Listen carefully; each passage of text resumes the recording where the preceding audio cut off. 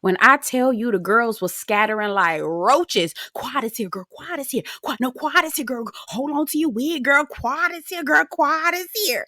But y'all unbothered.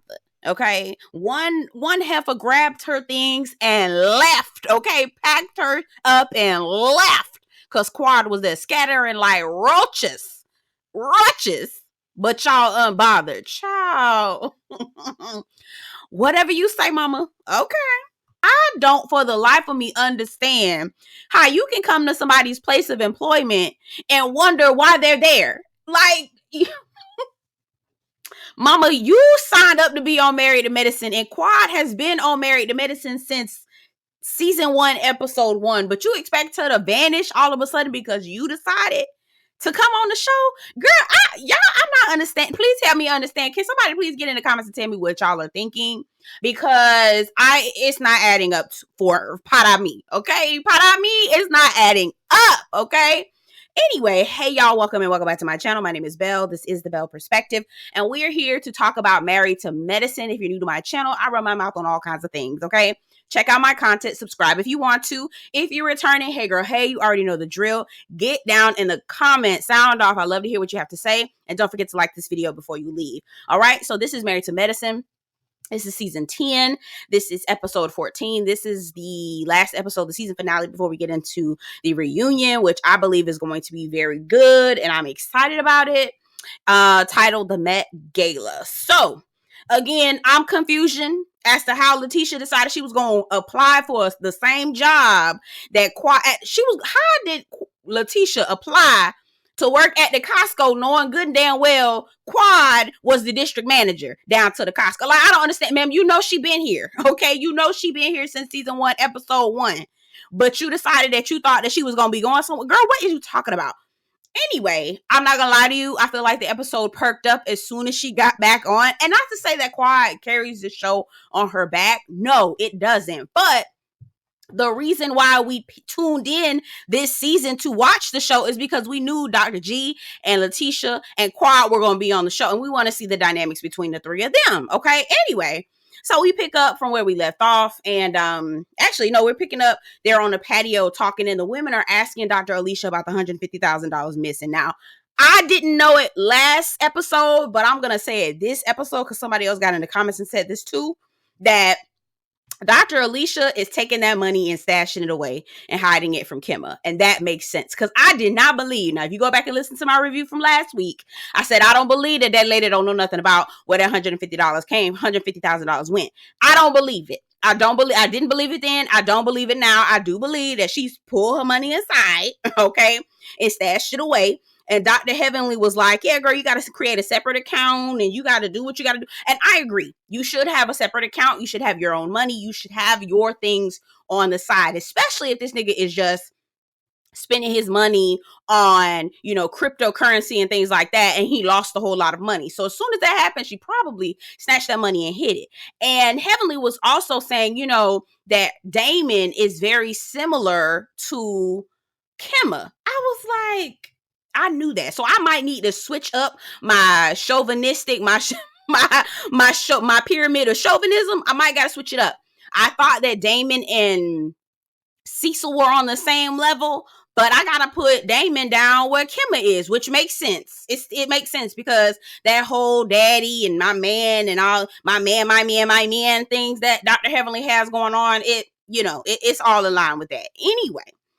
My problem with this conversation is when the women start talking about how they have to lie to make things work in their relationship, right? So apparently Dr. Simone was fucking up Cecil's laundry just so she didn't have to do it because he expected laundry to be done.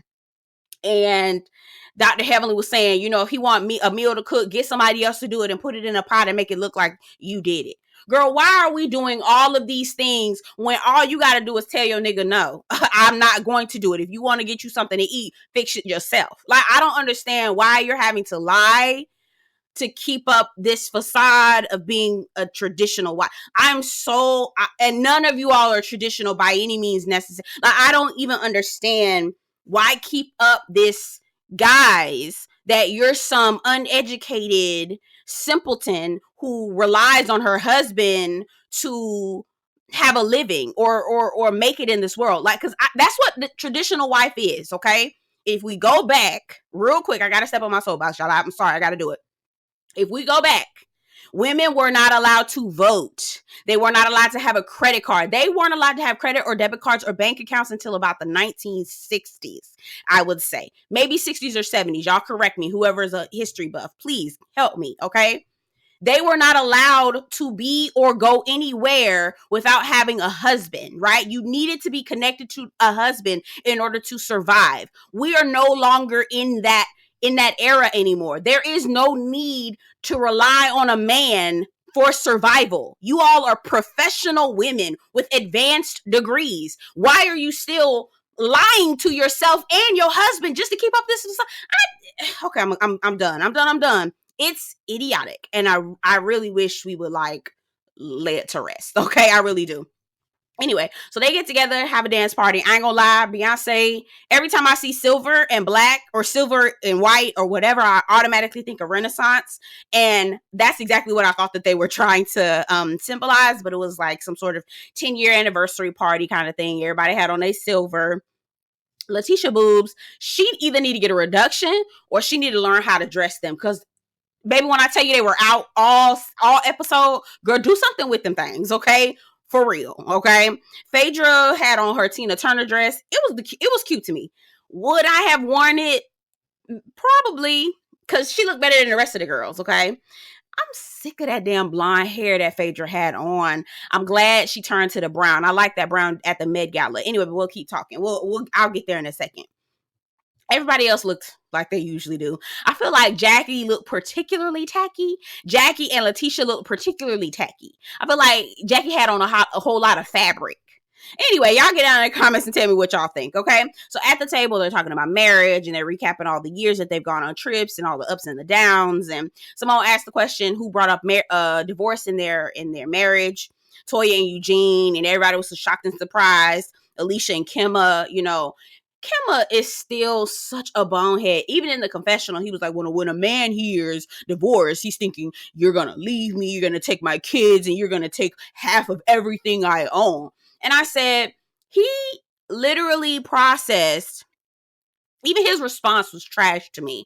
He said the first two things, like, you're going to leave me and you're going to take my kids. But his real reasoning for shaping up and acting and flying right is because he said she was going to take all his property and everything he owned. I said, that's the only reason why this nigga got his stuff together halfway is because he thought she was going to take him for what he got. I said, girl, that's what I gathered from that. Anyway, y'all get down in the comments again. Tell me what you think. Phaedra's perspective is that she appreciates the group because she sees that this particular group of people really respect marriage and they want to work on mending relationships and things like that. And while that is a great thing, I also believe that if somebody needs to separate, somebody needs to move on, you need to move on, okay? I don't believe in, divorce is a win for the devil, like Dr. Damon said. I don't believe any of those things. I believe that if the shit don't work out, move on, okay? Ain't no point in trying to work to be somewhere and it hurts and you hate it. Like, why? There's no point. Definitely reach out to get some support. Definitely try to work on it as best you can. But when it gets to being like the worst thing in the world for you, it's time to throw in a towel, to me personally. But I'm not married. I don't know, okay? Get down in the comments and let me know what you think, all right? Dr.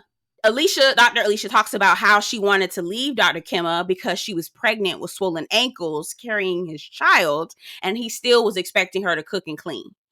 I said, girl, where did you find this fool? I don't understand. I do not understand. Was he the only one left? Was he the only black man in your program? I don't understand. In your medical program, girl, like, what's going on, girl? I don't know. I don't know. I'm so confused. Anyway, that's when Heavenly speaks up and says that Damon believes that Kimma is right. And in the confessional, Dr. Damon says that he feels like men should step up and be in a leadership role. I'm going to just say this one thing, and I'm going to get off because, I always have a soapbox that I'm always jumping on. But I'm going to say this one thing. Just because you have a dick does not mean that you're a leader. That does not make you a natural born leader. Okay. That's just like saying everybody with brown hair and green eyes is a leader. You were born with that feature. You were born with that trait, but that does not make you a leader. Leadership is so much more than just having a dick. I just really need all of us to understand that. And these niggas with advanced degrees are on TV. I don't understand how they don't see that, but we're moving forward, okay? They're planning a Med Gala. So very similar to actually it's not similar to the Met Gala. They just wanted to get together and dress up and be fancy. I'm not mad at that. I'm really not, okay? So Dr. Jackie is planning a Med Gala. This is for all of the medical professionals and all the people who support them getting together and just celebrating, okay? And Dr. Heavenly, Phaedra, and Dr. Jackie meet to talk about everything, the PR, the press, the advertising, all of those things, decorations, placements, all that stuff. They're talking about it. They also bring up the fact that Toya is not wanting to pitch in her part, but she also equally wants to advertise her business as well. So on the other side of that, we see Toya and Dr. Eugene going to visit Dr. Simone and Cecil. And Toya's bringing up that she foot the bill for the Napa trip and all this other stuff, and that she also foot the bill for this wine that's over $1,400 and all this other stuff. I said, Toya, I feel like Toya is dead ass wrong in this situation. And the reason being is because you always talking about you a rich bitch. You got money. You got money in the bank, Shawty, what you think? You always are talking about how you got money and your status, etc., etc. Why not advertise your company, right? Donate your wine, which could lead to sales, right? Which is also you paying for itself. Do you know what I mean? Like, so you bring the cases of wine, people are trying it, you're putting up an advertisement, people are seeing that you have this wine, all of this stuff, but you don't want to pay $1,000. Like, that people pay for advertisement. Like, what are you talking about? Super Bowl commercials are in the millions of billions of dollars. People pay to advertise their business. So you thought you was going to be able to roll your cheap ass up to this gala and advertise your wine for free? And then still make a profit off of it because you're actually selling it at the same time. Like, girl, what? That, first of all, I think that's so cheap and so tacky. I agree with Dr. Heavenly. Now, how she went about doing it, I don't agree with that. But I do agree with Dr. Heavenly. Girl, that's cheap and that's tacky. It really is. Okay, so we get to the gala. It looks beautiful. We find out that Curtis is in the DR again. Talking about Jackie said he making money for mama. I said, girl, yeah, okay. okay, girl. Anila is there. Now, it's real funny. I find it funny. Laugh with me, class. I find it real funny that Anila is now all of a sudden talking cash money shit about Quad. And I also find it real funny. Laugh with me, class. Okay, that Anila is buddy with Toya when Anila was the one who started the rumor about Toya potentially trying to break into her house and steal her things. But now they're BFFs, okay? And now Quad ain't shit and she a bitch and she a raggedy hoe and all this other foolishness. I said, you know what? Y'all bitches is ridiculous. The girls are arguing, child. They having a problem. They're not really arguing. It's that Toya is saying, I'm not paying for anything, but I'm gonna post my stuff up like a tacky ass bitch and cheap ass bitch. I said, girl, you look real tacky. You look real cheap. You be making yourself look real dumb sometimes. And so Toya is telling Dr. Simone, I'm not paying for nothing. Dr. Jackie is looking at her like, girl, okay, whatever. The people are, Dr. Heavenly is going around telling everybody that Toya ain't paid, so take her shit down. Quiet as it's kept. That's what I would have done too. But I wouldn't have done it as tacky as Heavenly did. Now, I would have did the same thing. I would be like, take her shit down, y'all. She ain't pay for nothing. If she ain't pay, she can't stay. You hear what I'm saying? You know what I'm saying? Okay. Anyway, so they're going back and forth and talking about it. As Dr. Heavenly gets up. Why the hell do we keep giving Dr. Heavenly a mic, y'all? We really need to learn that Dr. Heavenly don't need to have no damn mic. After that whole event with Dr. Damon and Dr. Heavenly, get y'all ass. Please don't give her ass no more motherfucking mics, okay? Please. Don't give her no more mics, y'all. Heavenly gets up and I don't know how the conversation got to Toya, but Toya pipes up and says, I'm here and my wine is in the back and my husband is over there. And Dr. Heavenly turns around, is that Toya? Y'all, Toya ain't pay for nothing. She ain't sponsor nothing. She didn't pitch in with no money. And everybody's looking around like, oh my God, what the fuck? I'm not even mad. I'm not mad at Heavenly being honest, but I'm mad at Heavenly being honest on the damn microphone. Did y'all see how fast Dr. Eugene walked over to Dr. Damon and snatched his ass up and was like, you get your bitch, nigga. Get your bitch. Like, he literally was like, nah, you're not gonna have your wife trying to be out here embarrassing mine. All right. Y'all saw how he grabbed Dr. Damon's arm. Dr. Damon was like, I don't want no problem. I don't want no problem. Eugene was like, I don't want nan neither. But you need to get your wife. Okay.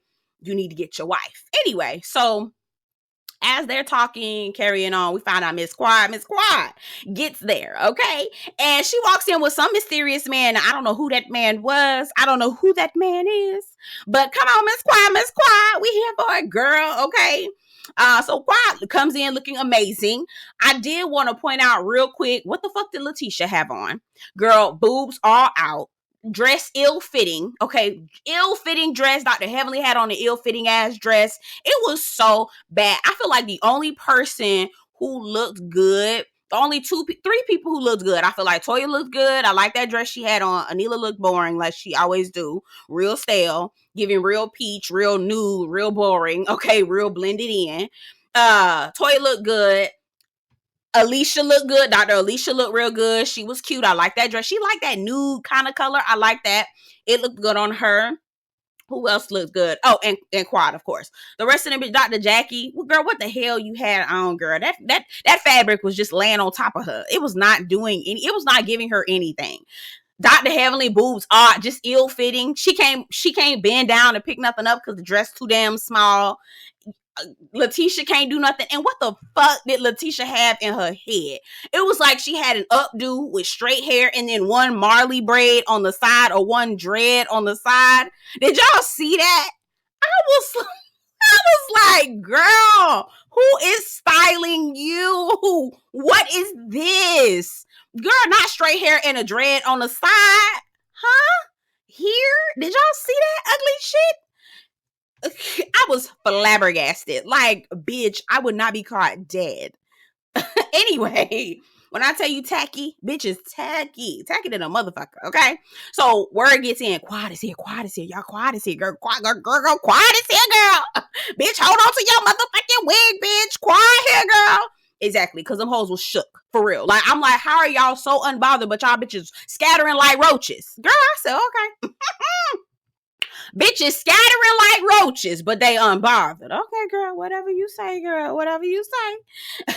Whatever you say, dear. Anyway, so she walks in. Hey, girl, hey, people, what's up? You know, she's speaking to Dr. Alicia and all this other stuff and looking fabulous. And baby, the girls was mad. Toya walks right past her, doesn't say anything. She said, I left right on time. I said, again, you scattering, but I thought you was unbothered. A bitch who I don't see, I ain't going nowhere because, bitch, I don't see you. Okay, period. But that's just me. Okay, that's just me. All right, now Sweet Tea in the confessional was like, why the hell would she want to be here with her ex-husband and wife? Why would she want to be here, girl? Why the fuck would you want to be here, girl? Quad was here first, dear. What are you talking about? You felt like you're going to usurp her position just because you're a little... Oh, I was going to say something crazy. I ain't going to do it. But you thought you was going to uproot her? This was her shit. What are you talking? Like, I'm like, Letitia, girl, are all the bulbs on? I mean, I know a few of them are out, but damn, girl, the important ones should be screwed on tight. Anyway, so the thing about Letitia is that she'll say one thing in the confessional, like, bitch, why are you here? But then in quiet face, hey, girl, how you doing? Oh, yeah, girl, I'm fine. Yeah, girl. Like, I hate a phony bitch. Like, be for real. But you know what? I loved this scene. And the reason why I love this scene is because, so... Quad goes over to Letitia, says, hey, girl, hey, how you doing, mama? What's going on? How are you doing? How is everything? Is life treating you well? Wonderful. Okay, because, bitch, I'm living good, right? She living good. She doing her thing. She all good, right? She telling Letitia, she said, girl, go get your husband, girl, and tell him I said, hey. Tell him a bitch is doing good, too. Dr. G come over there. He looking at her like, what's going on, Quad? Like Quad got a problem with the two of them. Bitch, don't nobody give a fuck about it. Let me tell you, I have been, and I believe a lot of us have been in this position.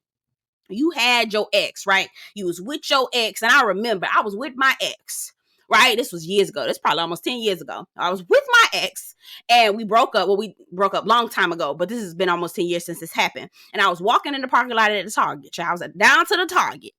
And I was walking in, had just got off of work, and I saw my ex with his new girlfriend, who he eventually married. And I knew he was fooling with the girl before he and I broke up. But at that time when I saw him in the Target, baby, I was free. A bitch was living great.